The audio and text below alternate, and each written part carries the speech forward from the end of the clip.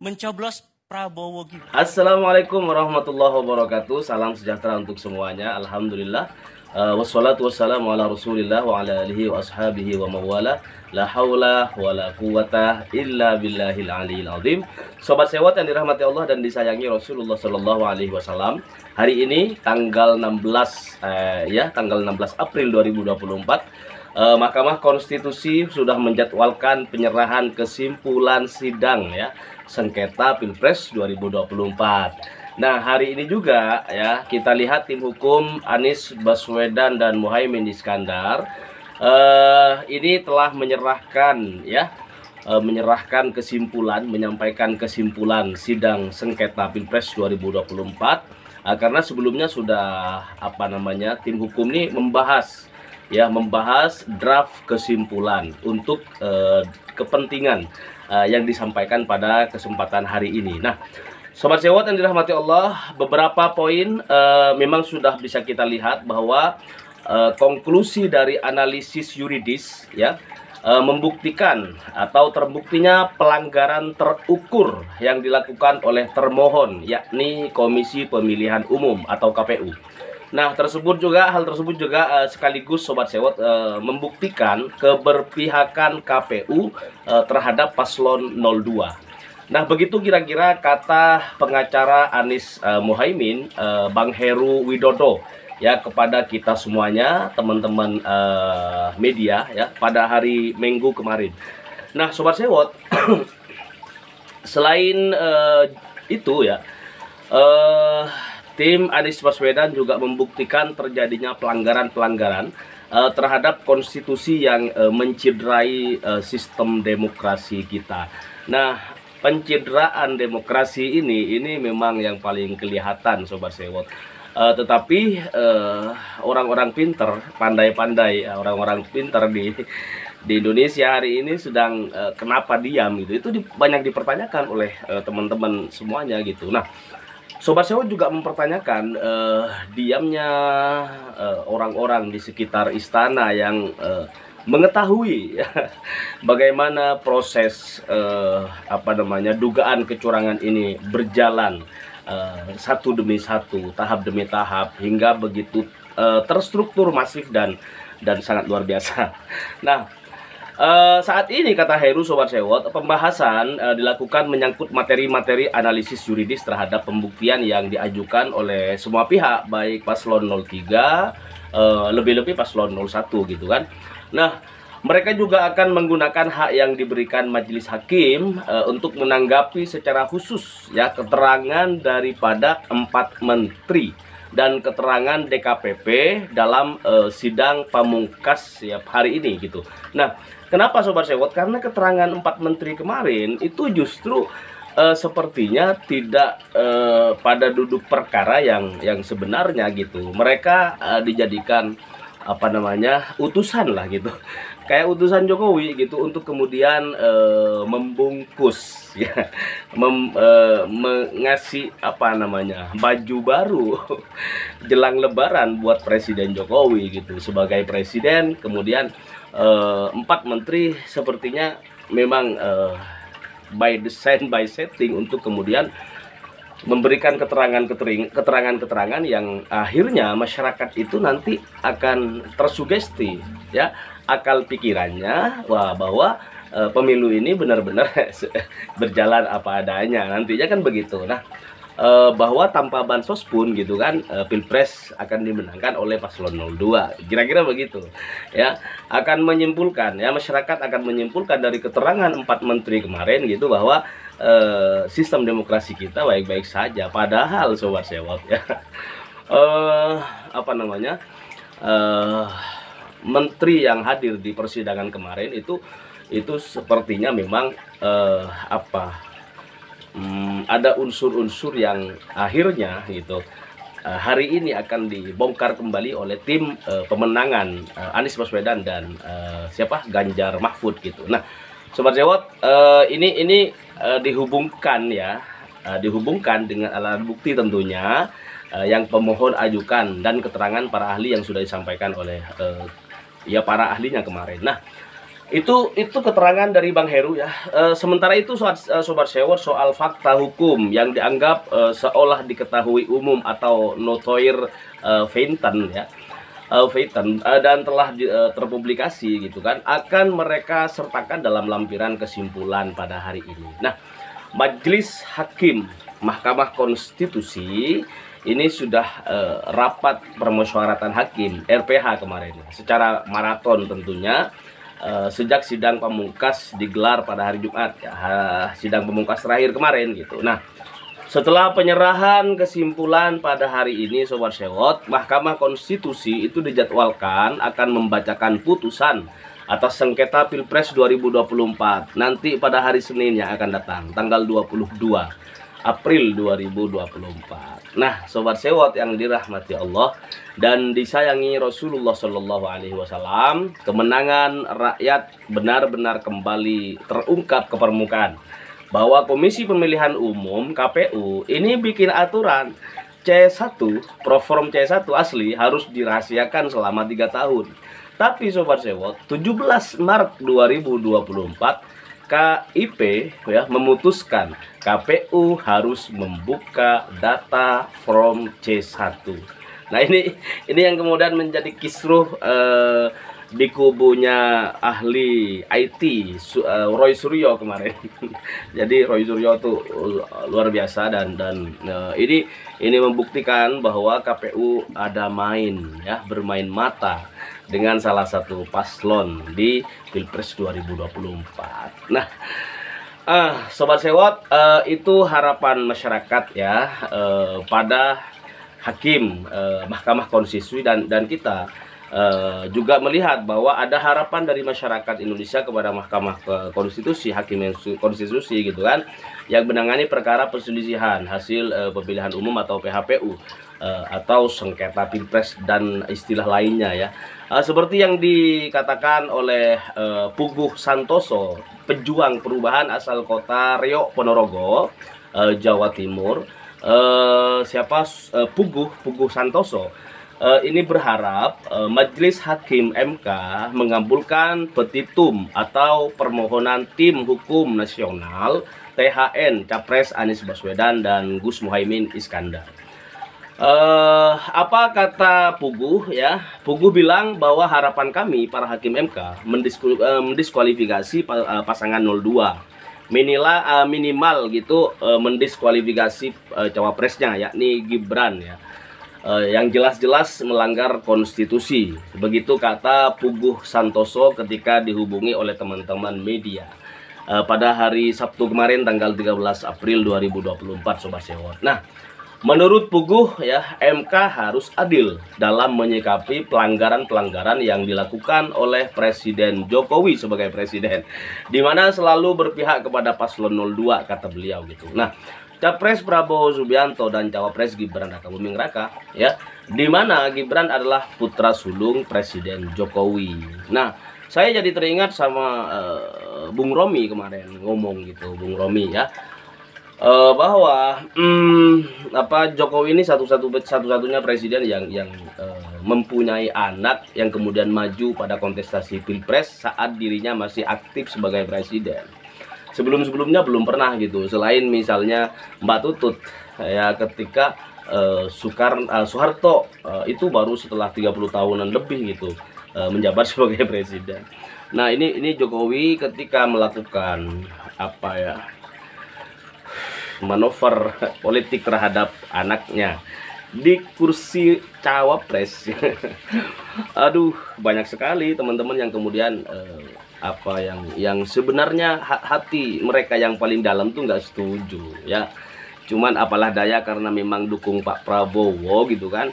Gibran ini seolah-olah mereka biarin aja dah, nggak apa-apa ya, nanti diomongin nggak masalah. Padahal nah, ini sebenarnya kepentingan bersama untuk bangsa Indonesia Sobat Sewot. Majunya calon wakil presiden bernama Gibran ya, ini syarat nepotisme ya. Ini pendidikan politik yang tidak bagus untuk masyarakat Indonesia. Rezim penguasa menggunakan segala cara untuk kemudian memenangkan paslon 02 saya di depan kemarin gitu kan, di awal-awal ngomong Jokowi ini tidak ingin memenangkan Prabowo sebenarnya. Ya meskipun dalih-dalih gitu kan, saya akan cawe-cawe untuk Prabowo misalnya. Tetapi jangan lupa Jokowi adalah untuk memenangkan putranya ya Gibran Rakabuming Raka di kursi calon wakil presiden ya, bukan Bapak Prabowo.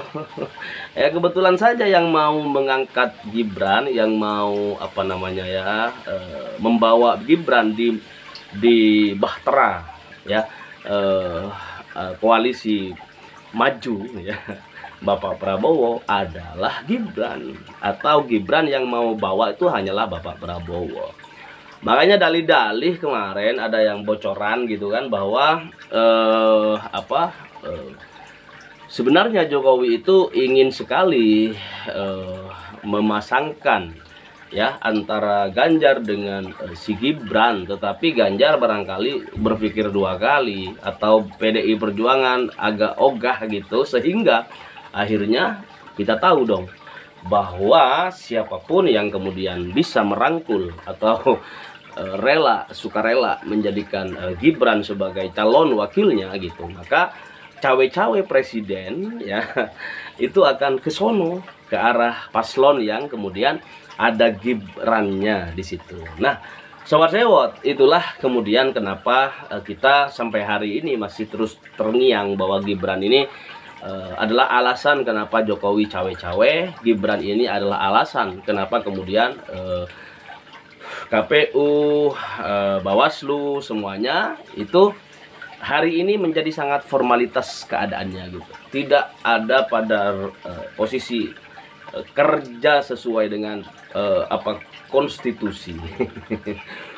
Nah, Sobat Sewot, mengenai jadwal putusan sidang ya, jadwal putusan sidang sengketa Pilpres 2024 yakni hari Senin besok tanggal 22 ya. Puguh juga belum berencana berangkat ke Jakarta, namun dia dan pejuang perubahan Kota Riok Ponorogo itu akan terus mendoakan agar tuntutan dan segala hal terkait permohonan THN Amin itu dikabulkan oleh Mahkamah Konstitusi. Nah, selain itu Sobat Sewot, sebagai elemen masyarakat yang juga menunggu keberanian 8 hakim Mahkamah Konstitusi untuk menegakkan kembali demokrasi di Indonesia. Semoga hakim MK ya benar-benar bisa dan berani untuk kemudian, ini ada 8 ya, satu aja yang rusak akal pikirannya, ini bisa mencederai 7 hakim lainnya gitu. Jadi 8 hakim MK ini moga-moga semuanya diberi kesamaan oleh Allah untuk kemudian memutus perkara amar, perkara sengketa Pilpres ini dengan seadil-adilnya. Nah, Sobat Sewot, saya jadi ingat sama ada yang baru sebenarnya di 8 komposisi hakim MK ya, ada yang baru masuk, Asrul Sani misalnya. Itu kita tidak mau menduga-duga, tetapi ada masyarakat yang kemudian mengatakan bahwa komposisi 8 hakim MK hari ini sebenarnya meragukan dengan masuknya Asrul Sani misalnya, atau ada beberapa 2 misalnya hakim MK yang kemudian kemarin itu menjadi salah satu pendukung Paman Osman ketika memutuskan batas usia calon wakil presiden itu gitu kan di bawah 40 tahun. Nah, hari ini masih ada di MK dan ini bisa jadi polemik sebenarnya pada sidang sidang internal Mahkamah Konstitusi, dan putusan MK nanti ini akan menjadi penentu sebenarnya. Sejatinya akan menjadi penentu bagaimana demokrasi Indonesia ke depan. Kalau hakim MK misalnya memutuskan ya sesuai hawa nafsu belaka, maka keputusan tersebut akan menjadi sangat mengancam demokrasi Indonesia ke depan. Nah, Sobat Sewot yang dirahmati Allah, jangan kasih kendor. Perjuangan belum berakhir.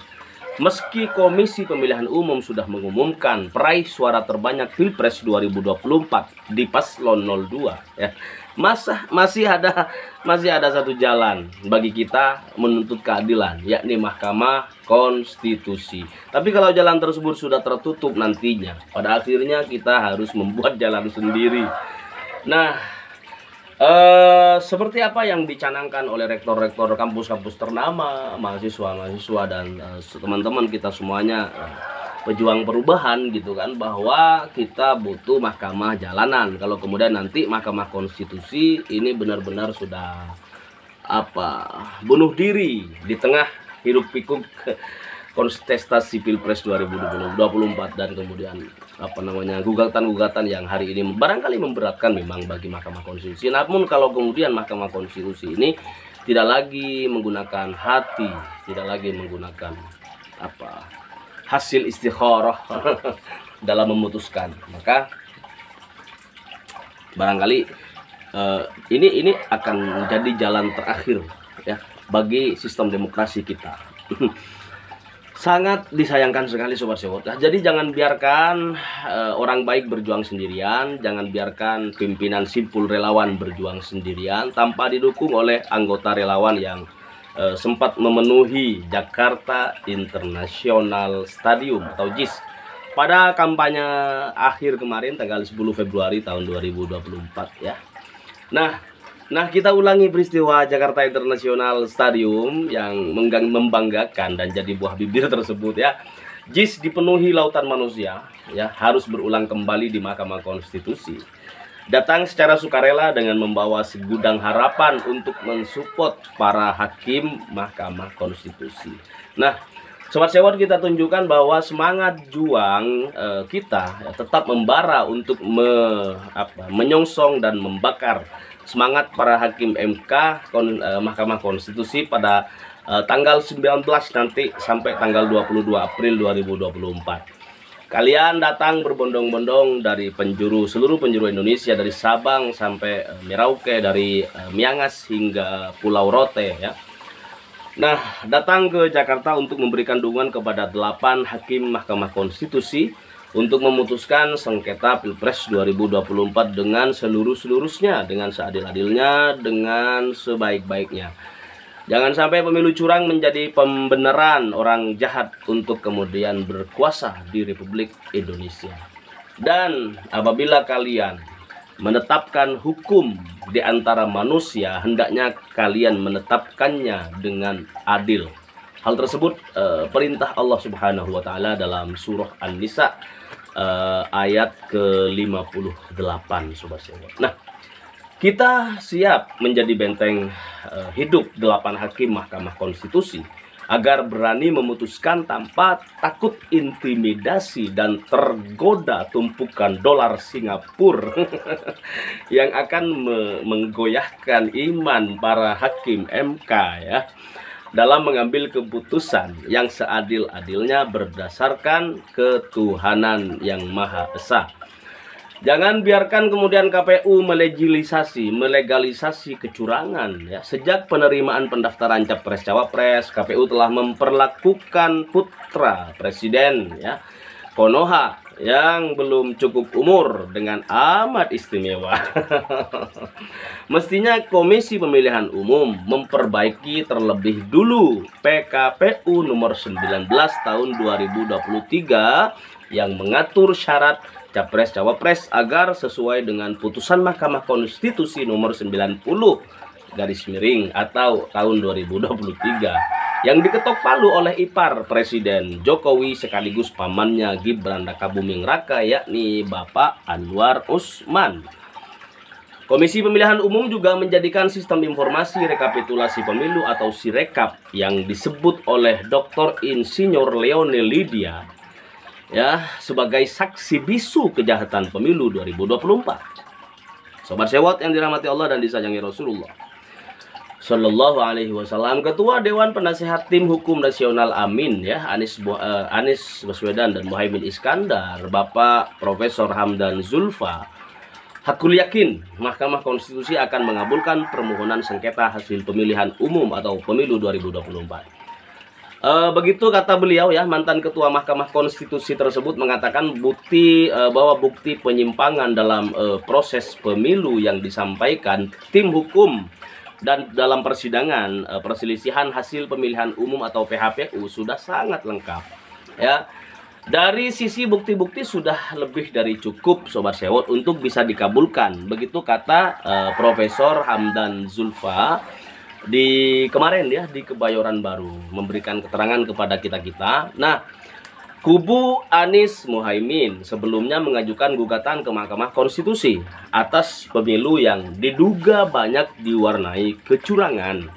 Hasil putusan Mahkamah Konstitusi yang mengabulkan gugatan batas usia calon presiden dan wakil presiden dinilai memuluskan jalan Gibran Rakabuming Raka, putra sulung Presiden Konoha dan Wakanda ya, akhirnya maju sebagai calon wakil presiden. Dalam petitumnya, kubu Anies Muhaimin yang diusung Partai Nasdem, Partai Kebangkitan Bangsa, dan Partai Keadilan Sejahtera meminta Majelis Hakim MK mengabulkan pemilu ulang tanpa mengikutsertakan Gibran Rakabuming Raka. Mahkamah Konstitusi telah menggelar sidang atas perkara sengketa hasil pemilu. Ya, Profesor Hamdan Zulfa mengapresiasi Majelis Hakim MK yang telah menggali keterangan dari berbagai pihak selama sidang. Hakimnya cukup progresif ya, karena hal tersebut yang kemudian membuat Profesor optimis ya, Profesor Hamdan Zulfa optimis. Nah, Sobat Sewot, pengurus Partai Bulan Bintang beliau berharap gitu kan, progresivitas para hakim MK bisa berlanjut nanti pada sidang putusan ya. Dan kita semuanya Sobat Sewot berharap demikian. Nah, selain itu, Hamdan Zulfa juga mengomentari keterangan 4 menteri kabinet presiden Konoha dalam sidang BHPU Pilpres kemarin gitu. Bahwa sejak awal gitu, kata beliau gitu, dia sudah menduga keterangan para menteri soal dugaan penyalahgunaan bantuan sosial ini akan normatif gitu. Betul saja. Waktu para menteri hadir dan memberi keterangan di MK sangat normatif. Nah, namun Hamdan menilai bahwa para hakim MK mampu melihat permasalahan melampaui hal-hal normatif tersebut. Seperti itu kata Prof. Hamdan Zulfa. Nah, menurut beliau Sobat Sewot, masalah yang dipersoalkan di MK ini adalah penyalahgunaan kekuasaan atau abuse of power dan penyalahgunaan bantuan sosial atau bansos yang diterima oleh masyarakat. Ada beberapa sisi dari bansos itu yang kita buktikan bahwa pembuktian dalam masyarakat itu memang dipakai untuk pasangan calon tertentu. Hal seperti itu kita semua orang tahu dong, gitu kan? Dan Sobat Sewot, ketika ada beras kemudian bungkusnya berlogo udah ada gambarnya salah satu paslon, apakah hati kita nggak yakin bahwa beras tersebut memang bantuan sosial yang untuk membangun opini bahwa salah satu paslon yang pantas didukung atau salah satu paslon yang akan melanjutkan kepemimpinan yang sudah 10 tahun terakhir di negeri Wakanda ini. Sobat Sewot yang dirahmati Allah dan disayangi Rasulullah Shallallahu Alaihi Wasallam. Harapan demi harapan digantungkan rakyat kepada 8 hakim Mahkamah Konstitusi. Ya, lembaga peradilan terpercaya tersebut tengah menangani kasus sengketa Pilpres 2024. Rencananya MK akan mengambil keputusan setelah Lebaran Ketupat. yakni tanggal 22 April 2024 sekali lagi. Saat ini 8 hakim MK akan hari ini ya menggelar rapat permusyawaratan hakim atau RPH untuk sidang sengketa Pilpres. Nah, kita semua mempunyai harapan yang terbaik agar 8 hakim Mahkamah Konstitusi bisa memutuskan perkara sengketa pemilu dengan menjunjung tinggi ya kebenaran dan keadilan sebagai wujud pertanggungjawaban mereka kepada Allah Subhanahu wa taala.